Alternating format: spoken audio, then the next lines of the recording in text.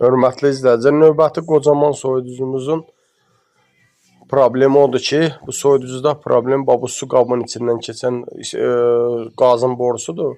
Qazın borusu deşilibdir. Qazın borusu deşilməyi bir tərəfə, bütün o qabın, su qabının içindəki olan suyun hamısını vurub sistemə. Yəni bu sistemə dolan su mümkün deyil ki, yəni sistem yuyulub təmizlənməyincə soyuducu işləsin. Ola bilər, məsələn, qazı vurarıq işləyər, yəni o işləmək deyil. Ya yaxşı soyutmayacaq ya da. Və görürsünüz, o borunu ləğv elədik, bunun yerinə ömürlük işləyəcək mis boru əlavə edirik. Yəni bu mis boru nə olur olsun çürüməyəcək. Və sistemin bu hissəsi, yəni bu setka hissəsidir. Yuyulur, baxın, görün, nə qədər suyu vurubsa sistemə, görürsünüz, palçıq tökülür sistemin içindən.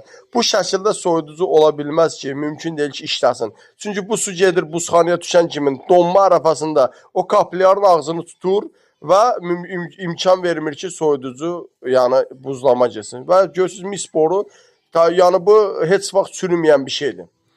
Və işimizi bitirdik və görürsünüz bu soyuducu 59 qram R600 qazı gedir, 26 qramı vurmuşuq. Qabın da için mis qabıyla elədik. Yəni ideal vəziyyətdə orada su töküləcək. O turba isti olduğuca oradan buxarlanın.